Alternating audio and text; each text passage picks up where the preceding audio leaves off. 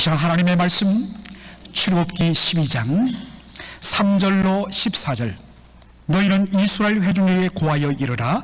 이달 열흘에 너희 매인이 어린 양을 취할지니 각 가족대로 그 식구를 위하여 어린 양을 취하되, 그 어린 양에 대하여 식구가 너무 적으면 그 집의 이웃과 함께 인수를 따라서 하나를 취하며 각 사람의 식량을 따라서 너희 어린 양을 계산할 것이며, 너희 어린 양은 그 흠없고 1년 된 수컷으로 하되 양이나 염소 중에서 취하고 이달 14일까지 간직하였다가 해질 때에 이스라엘 회중이 그 양을 잡고 그 피로 양을 먹을 진문 좌우 설주와 임방에 바르고 그 밤에 그 고기를 불에 구워 무교병과 썬나물과 아울러 먹되 난로나 물에 삶아서나 먹지 말고 그 머리와 정강이와 내장을 다 불에 구워 먹고 아침까지 남겨두지 말며 아침까지 남은 것은 곧 소화하라. 너희는 그것을 이렇게 먹을지니 허리에 띠를 띠고 발에 신을 신고 손에 지팡이를 잡고 급히 먹으라. 이것이 여호와의 유월절이니라.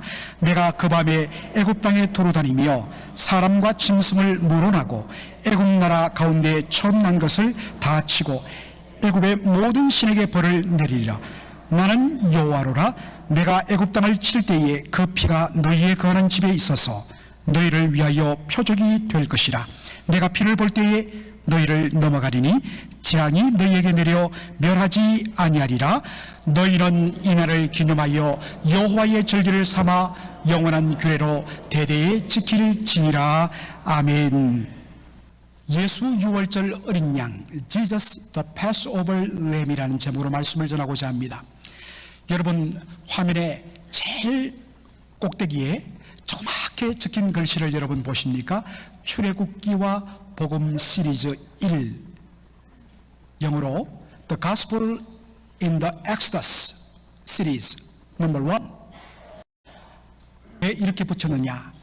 이 출애굽기 속에는 복음의 놀라운 진리와 은혜들이 가득 차 있습니다. 그것을 네번에 걸쳐서 제가 시리즈로 출애굽기 이곳저곳을 차례로 살피면서 정말 놀라운 복음의 은혜와 감격을 저와 여러분과 누리고자 합니다. 첫 번째로 예수 유월절 어린 양이라는 제목으로 말씀을 전하고자 합니다. 제가 서부에서 약 13년간 단임 목회를 포함해서 부목사 생활을 했는데요. 제가 종종 예화를 들 때 제 서부 시절의 목회 이야기를 예화로 드니까 어떤 분이 아니 목사님 저희와 함께 7년이나 함께 했는데 왜 저 이야기는 안 하십니까? 하고 싶은데 한 번 했다가 대부분은 전혀 문제가 없는데 한두 분이 혹 그것이 약간 조금 걸린다는 분도 계셨습니다. 그래서 제가 가능하면 서부 지역 제가 옛날 경험을 이야기한 것이니까 여러분 그렇게 생각을 해 주시기 바랍니다. 부목사 시절에 어느 가정, 제가 담당하는 공동체 한 가정을 신방하게 되었습니다. 끝마치고 나서 그분께서 목사님 저녁 식사 대접하고 싶습니다 라고 하면서 묻습니다. 목사님 혹시 가리는 음식 있으십니까? 제가 말했습니다. 집사님 제 몸을 보십시오. 없어서 못 먹습니다. 그랬더니 알겠습니다 하고 차를 태우고는 저를 데려갔는데 딱 서서 차에 내려 간판을 보는 순간 제 얼굴이 굳어지고 말았습니다. 양고기 전문점이라고 쓰였습니다. 여러분들, 우리 한국 사람들은 양고기란 선입견이 있습니다. 양고기는 노린내가 난다. 눈치를 챈 집사님이 저에게 묻습니다. 목사님 괜찮으시죠? 제 마음속으로는 안 괜찮아요 라고 말하는데 제 입으로는 웃으며 그럼요 너무 좋아합니다. 이 목회자의 운명입니다. 숙명입니다. 그래서 좀 이따가 주문한 양고기 이 갈비뼈가 나오는데 제가 집사님께 말했습니다. 저보다 연장자시니까 먼저 잡수시죠. 아이고 무슨 말씀입니까? 목사님이 먼저 잡수셔야죠 하고 딱 지켜보는 거예요. 야 정말 나이프로 칼을 들고 잘라서 정말 사약을 한 사발 받아먹는 죄인의 심정으로 입에 넣는 순간 이게 웬일입니까? 얼마나 부드럽고 그 향긋한 냄새가 제 입안을 진동시키는지. 제가 말했습니다. 아니, 이거 진짜 양고기 맞습니까? 그랬더니 맞다는 거예요. 그런데 왜 노린내가 나지 않습니까? 제가 여쭤봤더니 그분이 웃으시며 이렇게 말합니다. 목사님, 양고기에는 양은 두 종류가 있습니다. 1년 미만인 양을 램이라고 부르고 1년 반 이상 된 이미 다 자란 어른이 된 양을 머턴이라 부릅니다. 1년 미만인 램, 어린 양은 냄새가 나지 않습니다. 노린내는 벌써 다 자란 어른 양, 머턴이 되면 그때부터 노린내가 납니다. 이 식당에서는 거의 램을 취급하기 때문에 냄새가 나지 않습니다. 그래서 그날 제가 얼마나 맛있게 먹었는지 그 집사님의 양까지 절반이나 제가 다 먹었습니다. 그 다음부터 양고기에 대한 두려움이 사라졌습니다. 오늘 본문에도 어린 양 이야기가 나옵니다. 이 본문을 우리가 들어가기 위해서 이 본문의 배경을 출애굽기 1장부터 쭉 살필 필요가 있습니다. 여러분, 출애굽기 1장 보면 야곱이 가나안 땅의 기근을 피하여 모든 가족들을 데리고 애굽 땅으로 들어가지요. 그때 여러분 출애굽기 1장에 보면 몇 명이 함께 내려갔다 되어 있죠? 70명. 70명이 내려갔습니다. 그로부터 이 비옥한 땅 애굽 땅에서 400년간 살았는데 얼마나 히브리 사람들이 생육하고 번성한지. 집에 식구가 몇 명입니까? 8명인데 아이고 너무 적네, 이런 분위기였습니다. 하여튼 막 낳기 시작하는데 400년 지나면서 70명으로 출발했던 이 이스라엘 백성들이 200만 명이 되었습니다. 얼마나 놀라운 속도로 생육하고 번성했는지. 그런데 어느 날 이것을 눈치챈 애굽왕 바로가 두려움에 사로잡혔습니다. 이들은 우리와 다른 이방 족속인데, 그들의 관점으로서는 외국인들인데, 만일에 이들이 저 북쪽에 있는 다른 이방 세력들과 딱 결탁을 하여 갖고 반란을 일으키면 우리 왕조는 그대로 무너진다. 그러면 어떻게 하면 좋겠느냐? 이들을 전부 다 노예로 만들자 해서 200만 명 히브리 사람들이 하루아침에 노예로 전락해버리고 말았습니다. 야, 어떻게 그게 가능하죠? 여러분, 가능합니다. 2차 세계대전이 일어났을 때 히틀러 독일 나치 정권이 어떻게 했습니까? 독일과 독일이 점령했던 모든 곳에 유대인들을 하루아침에 다 잡아들였습니다. 그리고 그들의 가슴에 다윗뼈를 붙이고 모든 수용소로 그들을 몰아넣었습니다. 아우슈비츠 수용소를 비롯한 수용소에서 죽임당한 유대인들만 몇 명이었다고요? 600만 명. 하루아침에 만들어버렸습니다. 그러니 200만 명이 되는 애굽 땅에 사는 히브리 사람들을 하루아침에 노예 신분으로 법으로 제정해서 바꿔버린 것입니다.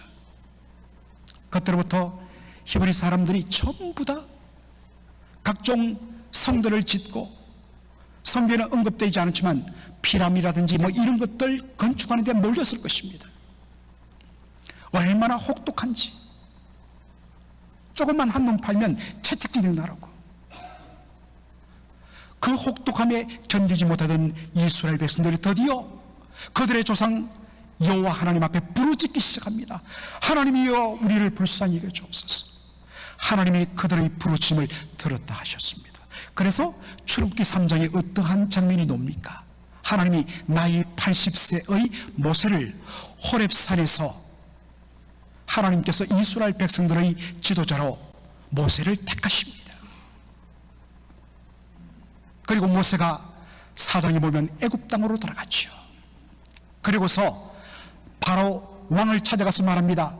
영어로 Let my people go. 하나님이 말씀하셨다. Let my people go. 내 백성을 가게 하라.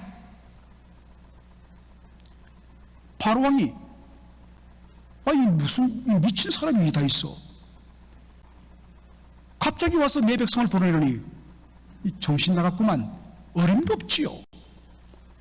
그래서 단호하게 거절합니다.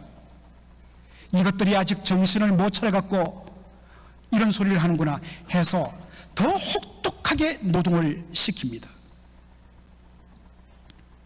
아, 말로 해서는 안 되겠구나. 그때부터 하나님께서 애굽 땅에 대한 심판 재앙을 내리시오. 여러분, 제일 첫 번째 재앙이 무엇입니까? 나일강에 물을 뭐로 바꾸어요? 피로 바꿉니다. 그들의 생명의 젖줄 같은 나일강을 모두 피로 바꿔버립니다. 그 다음에 두 번째 재앙 혹시 기억하세요? 개구리 재앙입니다. 모든 물들, 강이든 호수든 모든 물에서 개구리들이 뛰어나와서 온 땅을 덮어버립니다.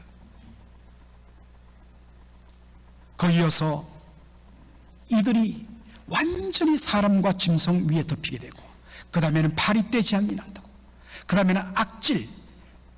여러분들 한국에 보면 구제역이라고 해갖고 또 조류 독감이라고 해서 새들, 그 다음에 돼지들 막 몇백만 마리가 그렇게 죽지 않습니까? 가축병, 악질, 독종, 사람과 짐승들 몸에 악성 종기들이 나는 겁니다. 그 다음에 메뚜기 떼 재앙, 그 다음에 흑암의 재앙, 이런 재앙들이 계속해서 나옵니다. 특별히 여러분, 마지막 9번째 재앙이 무엇입니까? 흑암의 재앙입니다. 여러분, 애굽 나라는 최고신을 어떤 신으로 섬깁니까? 태양신을 섬깁니다. 여러분, 바로 애굽 왕의 명칭 바로는 정확하게 말하면 파라오인데, 태양신 라의 아들, son of Ra, as God of Sun, 태양신인 라의 아들, 태양신을 숭배하는 그 나라에 3일간 햇빛 하나 들지 않았습니다. 흑암이 임했습니다. 이것을 통하여 뭘 보여줍니까? 애굽 나라가 최고로 치는 태양신은 가짜다, 없다. 놀랍게도 여기에 언급된 모든 재앙들은 당시 애굽 사람들이 섬기던 신들과 다 관계된 것들입니다. 그러므로 하나님께서 9번에 걸쳐서 이 땅을 심판함으로 말미암아 무엇을 보여줍니까? 애굽의 모든 신들이 가짜임을 심판하게 되는 것입니다. 혹독한 고통을 당하는데도 불구하고 어떻습니까? 바로의 마음이 강팍해졌어. 완전히 굳어져서 절대로 못 내보낸다고 마지막까지 발악을 합니다. 그래서 하나님께서 최후로 마지막으로 10번째로 내린 심판이 무엇입니까? 장자 죽음 심판입니다. 애굽 땅에 사는 모든 처음 난 것들, 그것이 사람이든지 가축이든지 짐승이든지, 그것이 왕의 아들이든지 저 맷돌을 돌리는 여종의 아들이든지, 모든 처음 난 것들은 다 죽임당하는 장자 죽음 심판의 재앙을 하나님 내리십니다. 여러분, 여기서 이스라엘 백성들이 자유할까요? 아니에요. 왜 그렇습니까? 그들이 애굽 땅에 살고 있기 때문입니다. 이 재앙을 피할 수가 없습니다. 그러나 하나님께서 예외적으로 이스라엘 백성들에게 피할 길을 알려주십니다. 그것이 바로 뭐냐? 유월절 어린 양입니다. 자, 여러분들, 우리가 이 말씀을 5절부터 7절까지 다 함께 한 목소리로 읽겠습니다. 너희 어린 양은 험없고 1년 된 수컷으로 하되 양이나 염소 중에서 취하고 이달 14일까지 간직하였다가 해질 때에 이스라엘 회중이 그 양을 잡고 그 피로 양을 먹을 집 문 좌우 설주와 임방에 바르고 라고 되어 있습니다. 1월 10일에 유대 달력으로 1월 10일 그날 어린 양 한 마리, 1년 된 험없고 온전한 수컷 어린 양 한 마리를 준비하였다가 14일까지 간직했다가 언제 잡으라고요? 언제 잡으라고요? 해질 때에 그 양을 잡으라는 것입니다. 여러분, 제가 이미 말씀드렸습니다만 히브리 사람들의 하루의 시작 개념은 우리와 다르다 했습니다. 히브리 사람들의 하루 시작은 언제부터 시작된다고요? 그날 밤 6시 해질 때. 그리고 하루를 넘겨 24시간을 넘겨 그 다음날 저녁 6시가 되면 하루가 끝납니다. 그리고 6시 1분이 되면 또 새로운 하루가 돼요. 그러므로 해질 때 그 양을 잡으라는 것은 그날이 언제입니까? 1월 15일 날 시작될 때 그 양을 잡으라는 것입니다. 그리고 그 양을 잡으면 어떻게 하라고요? 그 양의 피를 가지고 그 집 좌우 설주와 임방에, 여러분 문 입구를 보면 바로 이렇게 되어 있죠. 좌우 설주와 임방에, 그러니까 디귿자로 한 바퀴 뺑 돌아가면서 그 어린 양의 피를 발라놓으라고 말합니다. 그러면 어떤 일이 일어나는가? 12절로 13절 다 같이 읽겠습니다. 내가 그 밤에 애굽 땅에 두루다니며 사람이나 짐승을 막론하고 애굽 땅에 있는 모든 첨난 것을 다 치고 애굽의 모든 신을 내가 심판하리라. 나는 여호와라. 내가 애굽 땅을 칠 때에 그 피가 너희가 사는 집에 있어서 너희를 위하여 표적이 될지라. 내가 피를 볼 때에 너희를 넘어가리니 재앙이 너희에게 내려 멸하지 아니하리라. 아멘. 여러분, 하나님이 내리신 10번째 재앙은 무엇이었습니까? 장자 심판 재앙이었습니다. 애굽 땅에 사는 모든 사람이나 짐승의 처음 난 것은 예의 없이 다 죽임당하는 재앙입니다. 여러분, 왜 장자를 죽일까요? 맏아들 장자는 그 집안 모든 자녀들을 대표하는 레프리젠터티브 대표입니다. 그러므로 장자의 죽음, 처음 난 것의 죽음은 나머지 모두의 죽음이란 뜻입니다. 그런데 예외가 있습니다.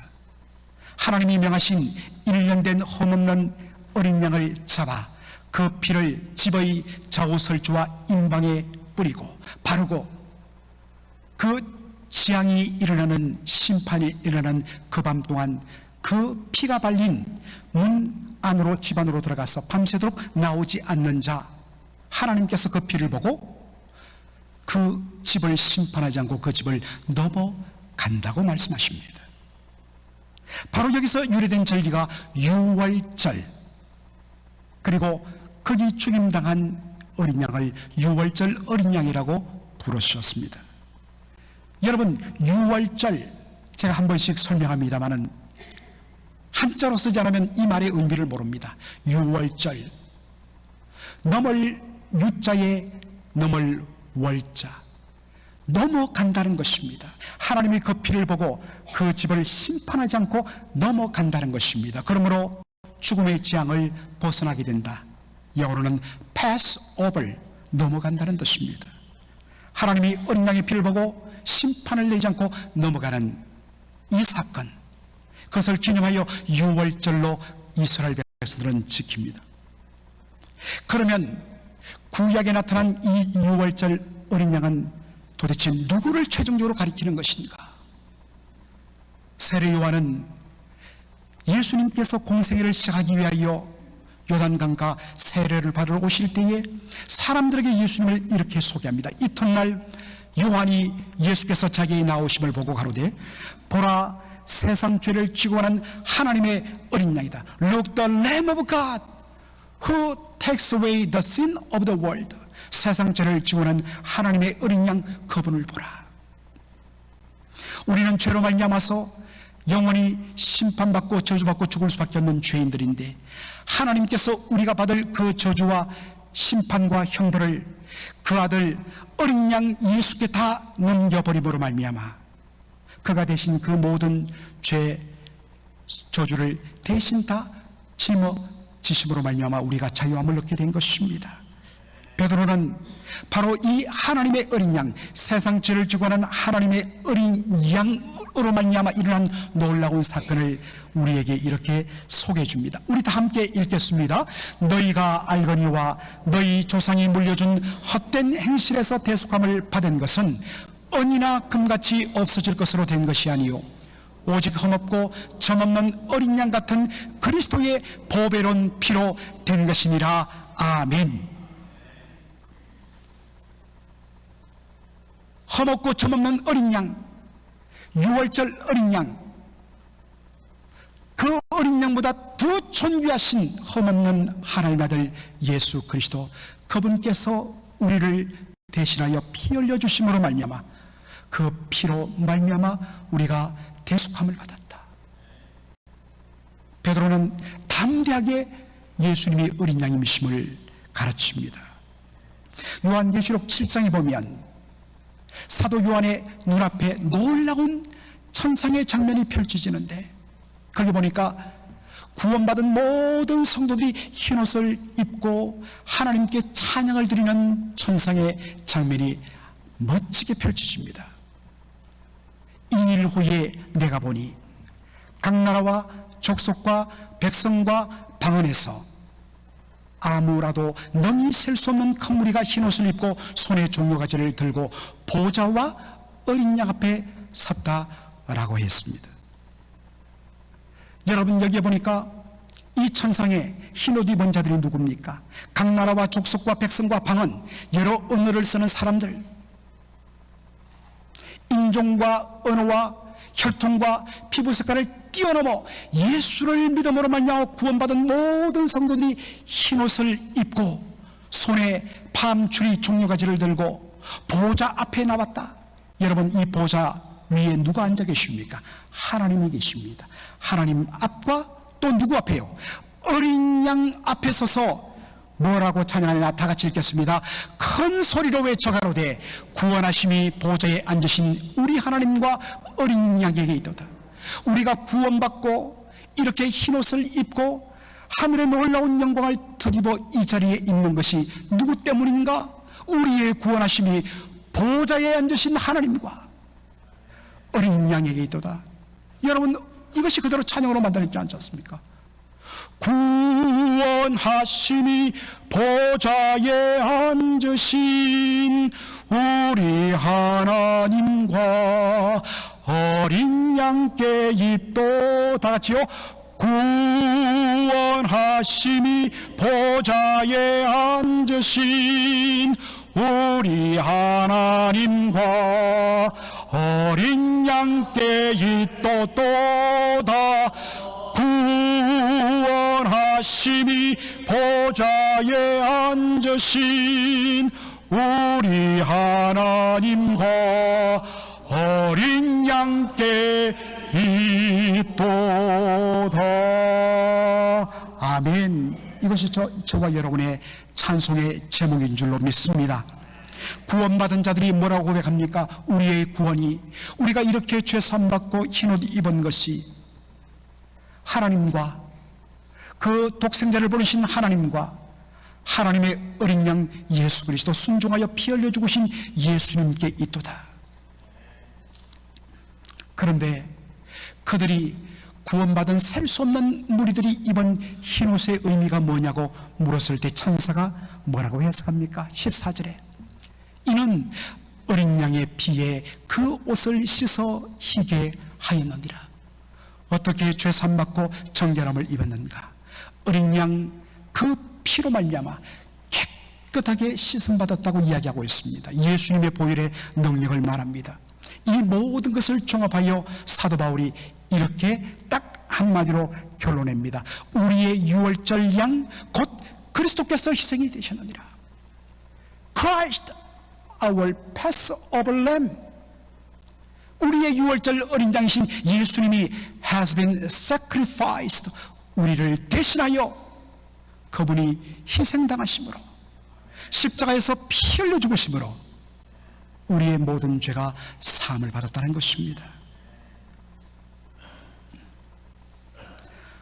예수님은 저와 여러분의 죄를 대신 지시고 십자가에서 저주받고 우리가 받을 모든 형벌을 대신 받고 죽으셨습니다. 그 결과로 성경은 말합니다. 우리가 모든 율법의 저주에서 속량함을 받았다 했습니다. 지난번에도 속량이라는 의미를 설명했습니다. 한자로 값을 치를 속자에 어질 양자로도 쓰이지만 양민 양자로도 쓰인다 했습니다. 원래 이 속량이라는 단어는 노예시장에 쓰이던 언어라고 했습니다. 노예시장에 노예 몸값을 붙인 노예들이 쭉 서면 노예 주인과 사는 사람이 흥정을 붙습니다. 그리고 최종적으로 가격이 결정되면 그 노예의 몸값을 지불하고 그 노예를 노예 주인의 손에서 사냅니다. 그런 후에 노예의 신분과 속박에서 그를 풀어서 이제 너는 자유다, 해방받았다, 너는 이제 더 이상 노예가 아니라 시티즌, 시민이요 양민이다 라고 하는 행위를 뭐냐? 속량이라고 이야기합니다. 예수님의 십자가 보혈로 말미암아 우리가 속량함을 받았다고 이야기하고 있습니다. 여러분, 놀라운 사실은 예수님이 6월절 어린 양으로 저와 여러분의 모든 죄값을 다 값지불하기 위하여 십자가에서 희생당하신 그날이 언제냐? 유대 달력으로 1월 15일, 1월 14일 6월절 날이었습니다. 예수님이 6월절 그날에 희생을 당하셨습니다. 1월 15일 6월절 그날에 희생을 당하셨습니다. 사랑하는 성도 여러분, 6월절 어린 양 대신 예수님의 죽음의 의미가 무엇일까요? 이것을 기가 막히게 보여주는 사건이 복음서에 등장합니다. 마태복음에도 마가복음에도 누가복음에도 등장합니다.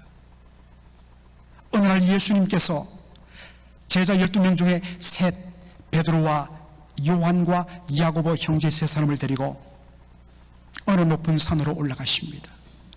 거기서 예수님께서 함께 기도하는데 갑자기 예수님의 얼굴이 찬란하게 빛이 나며 변화됩니다. 그래서 그 사건이 일어났던 그 산의 이름을 별명 붙이기를 무슨 산이다? 변화산이다.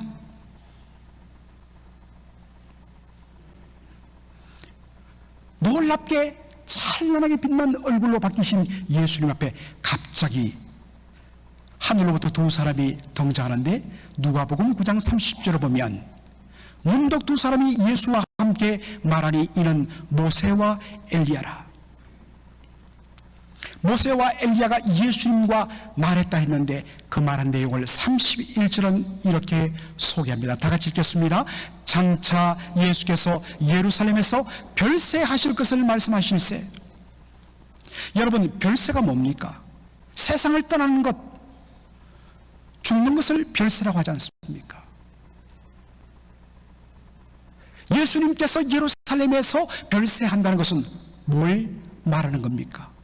예수님 예루살렘에 올라가 고난받으시고 십자가에 못 박혀 죽는 것을 말씀합니다. 그런데 주목할 것은 여기 별세라고 번역된 이 말의 헬라어 원어입니다. 제가 영어식으로 알파벳으로 표현했는데 엑소도스. 여러분, 이 엑소도스란 말이 영어 단어로 옮겨진 것이 뭐냐? 엑소더스, 창세기를 제네시스, 그 다음에 두 번째 성경 출애굽기를 영어로 엑소더스, 출애굽이라고 붙입니다. 그 옛날 혈통적 이스라엘 백성들은 6월절 어린 양의 피로 말미암아 죽음을 면하고 출애굽 엑소더스를 했습니다. 오늘 영적인 이스라엘인 저와 여러분은 6월절 어린 양 대신 예수 그리스도의 십자가 보혈로 말미암아 우리가 죽음의 속박에서 벗어나 진정한 영적 출애굽을 우리가 맛보게 된 줄로 믿습니다. 여러분, 예수님의 얼굴에서 무엇이 났다고요? 광채가 났습니다. 여러분, 얼굴에 광채가 나는 것은 두 가지입니다. 첫째로는 그 내면에 그 존재 자체가 빛이기 때문에 빛을 발하는 것, 이것은 신적인 존재만이 가능합니다. 그런데 또 한 사람, 여러분 구약에 보면 얼굴이 빛난 사람이 있죠. 누굽니까? 모세. 왜 모세가 빛났습니까? 하나님의 영광을 직접 대면했기 때문에 빛이신 하나님의 영광을 그대로 대면하면서 그 하나님의 영광을 반사해서 빛이 났습니다. 그런데 예수님의 얼굴의 빛은 무엇을 의미합니까? 예수님은 근본적으로 빛의 존재, 신적인 존재이심을 보여주는 것입니다. 빌립보서 2장에 보면 그는 근본 하나님의 본체시라. 이게 무슨 말입니까? 예수님은 원래부터, 어느 순간부터 빛이 아니라 예수님은 원래부터, 영원 전부터 영원까지 성부 하나님과 동일한 신적 본질을 가지신 동등하신 하나님이라는 뜻입니다. 그런데 그분께서 그 영광을 다 포기하시고 동동 떼면서 바꿀 것으로 여기지 아니하시고 내려놓으시고 자기를 비워 사람의 몸을 취하고 저와 여러분과 똑같은 종의 형체를 가지고 이 땅에 오셨습니다. 그 자기를 낮추시되 십자가에 죽기까지 온전히 복종하심으로 하나님의 뜻을 이루셨습니다. 그 십자가 피로 말미암아 저와 여러분이 깨끗함을 얻고 저와 여러분이 죄사함을 받은 줄로 믿습니다. 여러분, 우리가 죄사함 받고 구원받은 것은 하나님 아버지와 독생자 예수 그리스도의 전적인 은혜의 선물입니다. 값없이 거저 받았습니다. 그러나 여러분, 항상 제가 말하지만 놓치지 말아야 할 것은 우리에게 값없이 그저 그 놀라운 은혜를 주시기 위하여 하나님 아버지와 어린 양 예수 그리스도는 말로 다 할 수 없는 희생을 치러야 했습니다. 그러므로 내가 어떠한 대가를 지불하고 이 생명을 얻었는가를 생각한다면 우리가 절대로 함부로 살 수 없습니다. 예수 믿기 전에는 우리가 막 살아도 문제 없었습니다. 그러나 내가 구원받은 이것이 어떻게 이루어졌고 어떠한 희생을 치렀고 어떤 대가를 지불했는가를 아는 순간부터는 우리가 함부로 말할 수 없고 함부로 생각할 수 없고 함부로 이전 예수 믿기 전과 똑같이 살 수가 없습니다. 은혜를 제대로 받았다면 그렇게 살 수가 없습니다. 그 삶과 단절해야 하는 것입니다.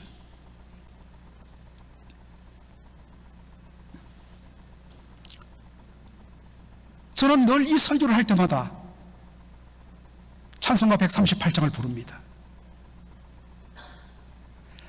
18세기 가장 영감 있는 작사가였던 아이작 워츠 목사님이 지었던 이 찬송은 1700년대에 지어졌는데 400년이 지난 오늘에도 여전히 영감을 주고 있습니다. 1절에 보면 이렇게 되죠. 만왕의 왕 내 주께서 왜 고초 당했나? 이 벌레 같은 날 위에 그 보혈을 흘렸네. 예수 믿기 전에는, 눈이 열리기 전에는 정말 내가 얼마나 대단한 인생인가 라고 생각했는데 은혜 받고 보니까 벌레만도 못한 나를 위하여 만왕의 왕 예수님이 고초당하셨다는 것을 깨닫게 됩니다. 그래서 2절에는 말합니다. 주 십자가 못 박힌 것은 속죄함 아닌가? 그 십자가에 나타난 하나님의 사랑과 긍휼함과 그 큰 은혜 말로 다 표현할 수 없다. 3절에 이 놀라운 은혜 받은 자 늘 울어도 감사해도 그 큰 은혜 다 갚을 수 없네. 그래서 결단합니다. 나 주님께 몸 바쳐 주의 일 힘쓰리. 여러분, 우리 3절 한번 다 같이 한번 불러보겠습니다. 늘 울어도 그 큰 은혜 다 갚을 수 없네. 나 주님께 몸 바쳐서 주의 일 힘쓰. 십자가 내가 처음 볼 때에 나의 마음의 큰 고통 사라져. 그렇습니다. 오늘 믿고서 내는 밝아한데 참 내 기쁨 영원하도다. 아멘. 이 놀라운 고백, 이 감격 가지고 살아가는 저와 여러분 되기를 주의 이름으로 축원합니다. 아멘. 살아계신 우리 아버지 하나님, 오늘 출애굽기에 나타난 복음 시리즈 첫 번째로 예수 우리의 유월절 어린 양, 하나님 이 놀라운 복음을 구약을 통하여 다시 발견하게 하여 주신 것을 감사합니다. 우리 위하여, 우리 살리시기 위하여 예수님 sacrificed, 그 희생당하신 그 값지르신 그 놀라운 은혜 감사하여 우리도 이 큰 은혜 다 갚을 수 없어 나의 이 작은 몸 하나라도 주를 위하여 남은 생에 드리겠나이다 하는 감동이, 그러한 결단이 사랑하는 우리 모든 성도들의 심령 속에 차고 넘치게 하여 주시옵소서. 예수님의 이름으로 기도합나이다. 아멘. 주 예수 그리스도의 은혜와 아버지 하나님의 무한하신 사랑과 성령의 위로, 감동, 충만, 교제 역사하심이 유월절 어린 양 예수 그리스도의 보혈로 죄산받은 우리들, 그 놀라운 은혜 받은 자로서 이제 정말 우리가 값싸게 사는 것 아니라 예수님의 몸값을 가지고 정말 존귀한 성도의 삶 살기로 결단하고 이제를 떠나가는 모든 주의 백성들 머리 위에 이제로 영원토록 함께 있을지어다. 아멘.